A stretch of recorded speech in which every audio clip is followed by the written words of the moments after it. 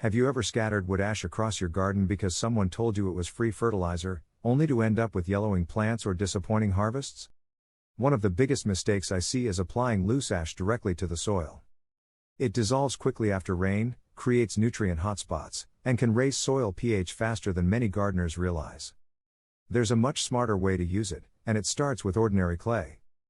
Before we get into that, here's one tool I rely on whenever I'm testing changes like this. I use a soil moisture meter for plants that also measures soil temperature and light. When you're experimenting with amendments, moisture levels can dramatically change how nutrients move through the soil. Having real data helps prevent costly mistakes. I'll leave the exact one I use in the description if you want to check it out. The real goal isn't adding more nutrients. It's making nutrients available when plants can actually use them. One lesson changed the way I use wood ash forever. Wood ash contains valuable potassium, calcium, and trace minerals, but it isn't a complete fertilizer. It contains very little nitrogen because that nitrogen escaped during burning. Yet many gardeners spread ash as if it's a balanced plant food, then wonder why leafy vegetables stall or seedlings struggle. Even worse, a heavy rain can wash much of those soluble nutrients deeper into the soil before shallow-rooted crops ever reach them. That's where clay becomes surprisingly useful. Clay can help slow the movement of nutrients and distribute them more gradually. Instead of broadcasting loose ash, I began mixing it with clean clay soil to form small pellets. The difference wasn't instant magic, but it was noticeably more consistent. If you're enjoying practical soil science like this, consider subscribing because we test ideas that actually work in real gardens, not gardening myths. Here's the simple ratio that gave me the best results. For most raised beds and vegetable gardens, I mix roughly 3 parts dry clay to 1 part sifted hardwood ash. Then I slowly add water until the mixture feels like modeling clay. It shouldn't be sticky enough to smear across your hands, but moist enough to roll into pellets about 1 to 2 centimeters across. Those pellets are left to dry completely for several days before going into the garden. This step matters more than most people think. When dry pellets are placed beneath mulch or lightly worked into the top few inches of soil, they don't release everything during the first rainfall.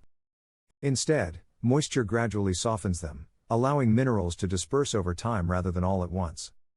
That slower release helps reduce sudden changes in soil chemistry while keeping nutrients closer to the root zone. Placement is just as important as the pellets themselves. I rarely put them directly against plant stems. Instead, I place them 4 to 6 inches away from established vegetables and lightly cover them with soil or compost. In containers, only 1 or 2 small pellets are usually enough for a medium-sized pot. More is not better, especially with wood ash. This is also why I avoid using ash around acid-loving plants like blueberries, azaleas, rhododendrons, and potatoes in alkaline soils. They simply don't appreciate the higher pH that ash can create. There's another mistake almost nobody talks about. Fresh ash should always be completely cooled and free from charcoal chunks, painted wood, treated lumber, plastics, or household waste. Only clean hardwood ash belongs in a productive food garden. I also avoid applying ash every season without knowing my soil conditions. If your soil is already neutral or alkaline, adding more ash may do more harm than good. That's one reason I monitor growing conditions throughout the season instead of guessing. After several growing seasons, I found this pellet method especially useful around tomatoes, peppers, squash, onions, garlic, and many fruiting crops that appreciate additional potassium, provided the soil actually needs it. What surprised me most wasn't faster growth during the first week. It was the consistency. Plants maintained healthier foliage, fruit quality stayed more uniform, and I wasn't seeing the sudden flush followed by decline that loose ash sometimes produced. Healthy soil isn't built through dramatic inputs.